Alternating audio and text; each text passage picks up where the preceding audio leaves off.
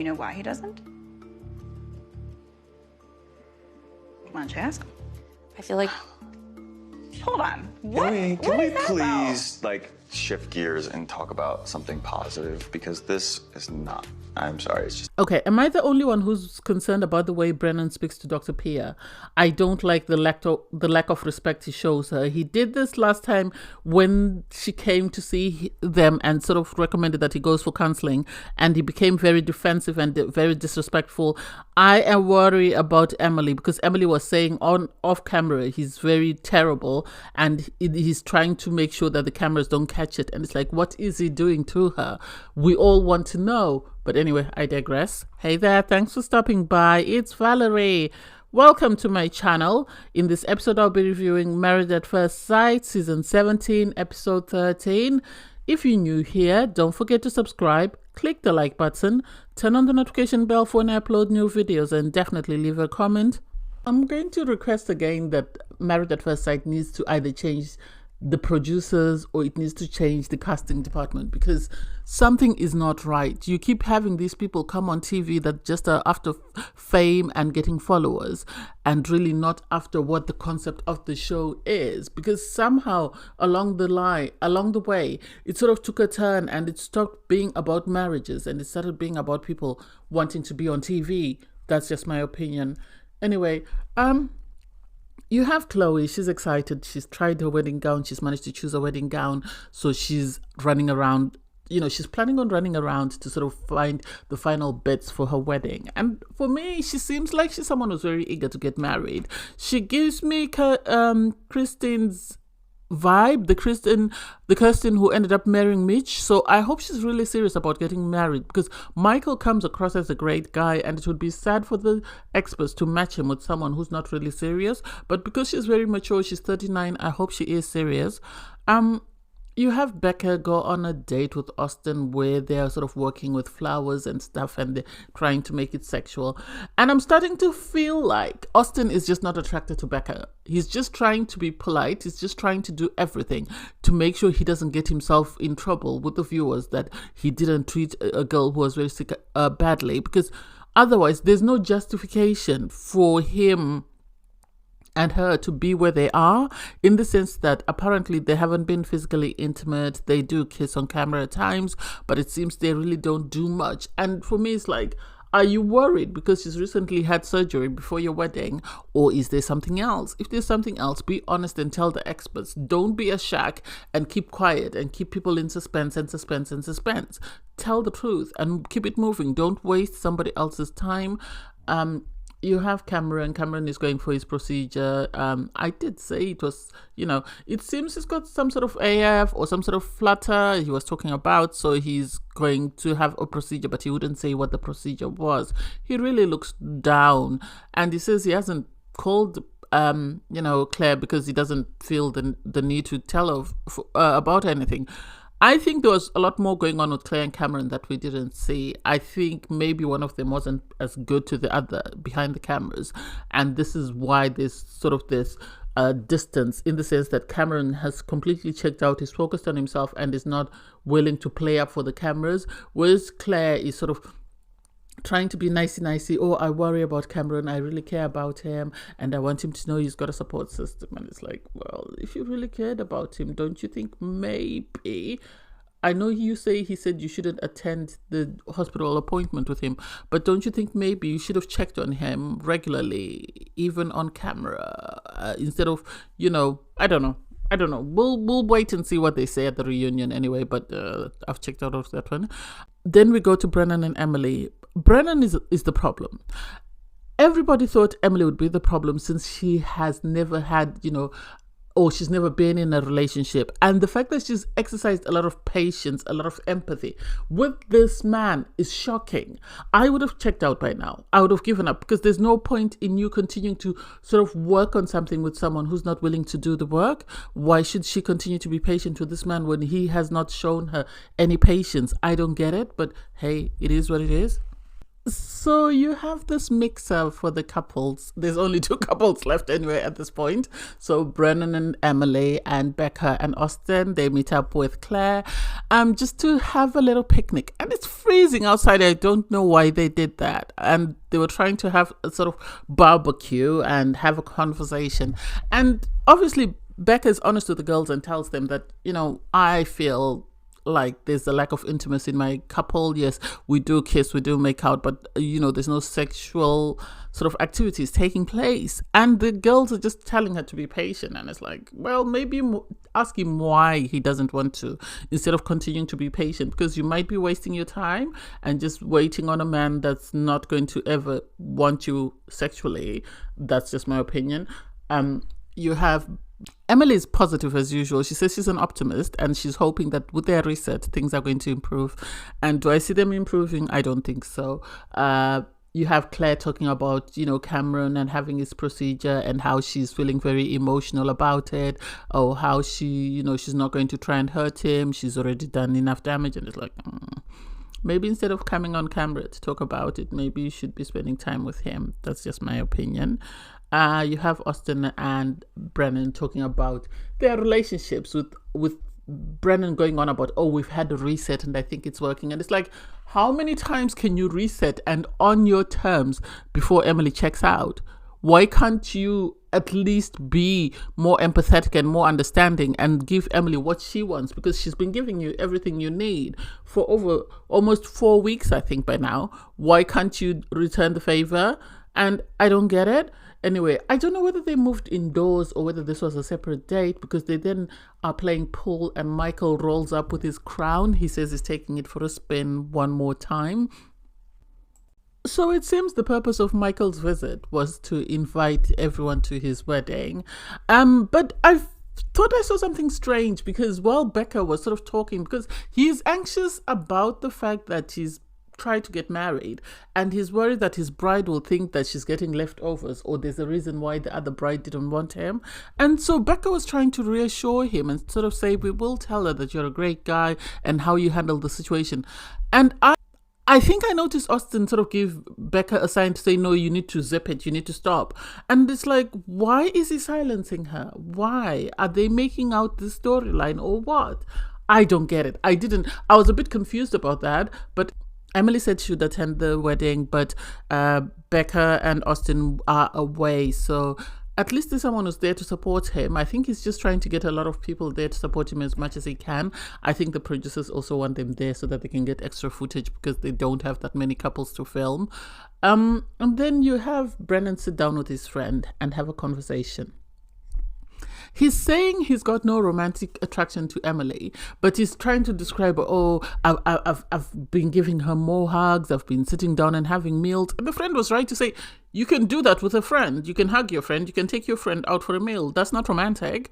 Make it make sense. It seems his friend knows him better, and his friend apparently is saying that once he gets a thought in his head, that's it. He doesn't deviate from that. And it's like, well, with Married at First Sight, you have to be flexible and adaptable. Otherwise, it's not going to work. If you're someone who's rigid and someone who used to getting your way all the time, it's never going to work. You need to be adaptable and you need to be flexible, because things are moving at a fast pace and they're constantly changing, and you have to change with everything that's moving, and you have to sort of adapt to the new situations. And so, I don't know. Maybe his friend, at least he showed respect for his friend, better to what he showed Dr. Pia, that I can say.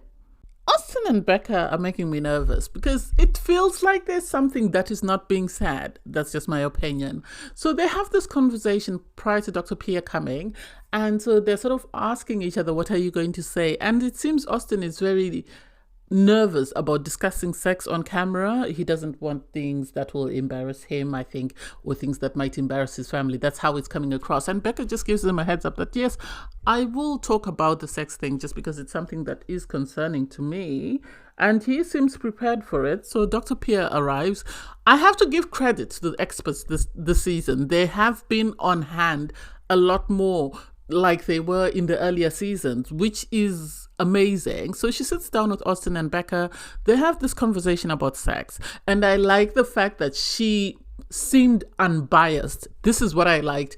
Dr. Viviana, I didn't like her because she would take a side and she would stick to it. Whereas Dr. Pia sort of has adopted the Pastor Carl and Dr. Pepper style of sort of listening to both parties and making both parties feel like they're being heard and they're being listened to and they're being respected. So the fact that she was able to give them advice on how they could initiate, their physical connection and how they could go about it, or the activities that they could do or the things that they could say to one another, that was amazing. And I hope Austin is as serious as he makes out, because Becca looks like she could jump Austin at any time, but Austin is still very reserved.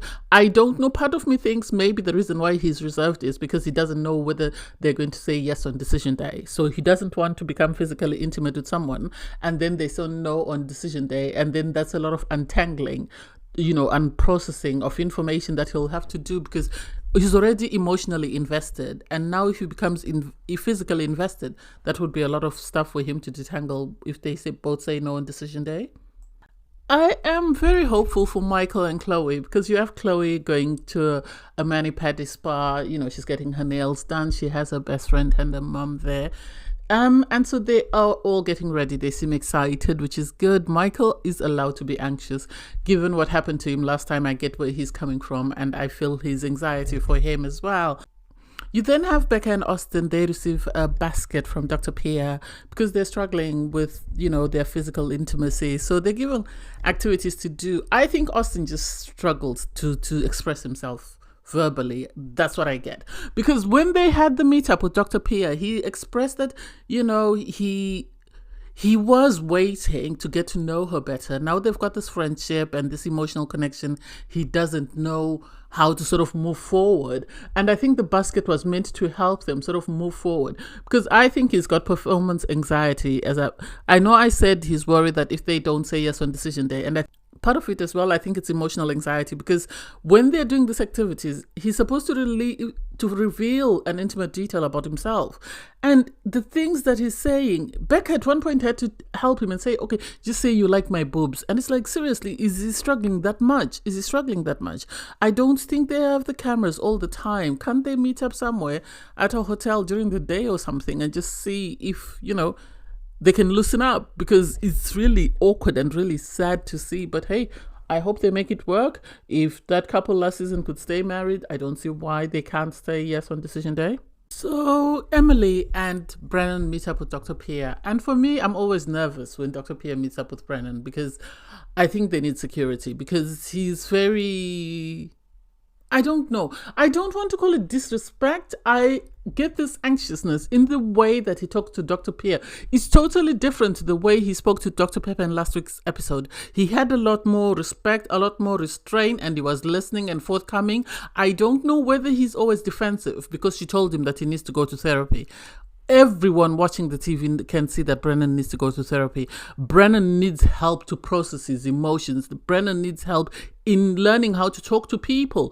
Because I think watching his parents sort of dysfunctional communication style, as he said, is why he is where he is. Because Dr. Pia asked them, what's going on in your relationship? What has improved? What has not improved? What are you working on? What do you think you need to work on? And he got angry when Emily started talking, because he said, oh, we were not going to talk about that. We had a great football game, so we're just going to move forward. And it's like, you had a great day. That doesn't mean Emily had a great day. Emily might have her concerns that she wants to address, and you can see she's afraid to speak up. She actually ended up saying it, that she's afraid to say anything that might upset him, or she's afraid to say anything that might go against what he wants to say. And it seems off camera he's being nasty, because she said in a confessional that off camera his behaviors are terrible, and these are things that he's trying to hide away from the camera. And for me, then I question, is he becoming verbally abusive then? What is he doing? Is he intimidating her? Is he becoming physically abusive? What is it that he's doing in private that he's trying to hide away from the cameras? And I'm starting to worry for Emily, because I think the more they spoke, the more they realized. And I think Dr. Pia, because he refused to go to counseling, has decided to counsel him herself, because of the way she speaks to him is totally different to how she spoke to Becca and Austin. And for him to, oh, I want someone who's understanding, who's consistent, who's this, and it's like everything since you've come back from your honeymoon has been done to make you happy. Nothing has been done to make Emily happy. And so the idea or the audacity for you to sit there and say that you're not happy with how things are going is shocking. I don't get it. And I'm really surprised that, they're still allowing this poor child to continue to stay with you. I think they should have treated her the way they treated Shauna on Married at First Sight UK and just told them that, no, I think you both need to leave the experiment. But they can't do that, because if they do that, then they have no one left. They can't just focus on Austin and Becca. It can't be the Austin and Becca show. So I don't know. I really hope things work out, because even Dr. Pia was nervous as to what was going to happen when she left. And it's like, oh my God, this is terrible. If the expert is worried, what about us, the viewers, then? How are we supposed to feel? I don't know. We'll see. I like the cute little setup that Austin did for Becca, and I like the fact that Becca was able to confirm to him that to her that's foreplay. I think because she's a very sexual person, Austin was worried that he might not meet her expectations, and I think this is part of it, because he kept saying that I don't know what foreplay is, and so hearing her confirm that this is foreplay, and the fact that he said, okay, let's do it, and she's like, now the cameras were there, and I think the camera person realized that, oh, he actually means it, let's go. So the fact that Austin stood up and closed the door gave them a peace sign. I hope they left them in peace and didn't wait around to listen to the sounds, and I hope everybody just rushed out. But anyway, it's cute to see that at least they're making efforts towards becoming more physically intimate, and I hope this works out for them. It was a great episode. Obviously, we only have 2 couples that are married, and we have a trailer for Michael's wedding next week. Although the bride says she's nervous, I hope she doesn't stand him up, because I would sue Married at First Sight on Michael's behalf. I would really sue them, because it's not worth the hassle. Anyway, thanks guys for watching. Please don't forget to like, share, comment, and subscribe, and click the link in my video to watch my review from episode 12. Bye guys.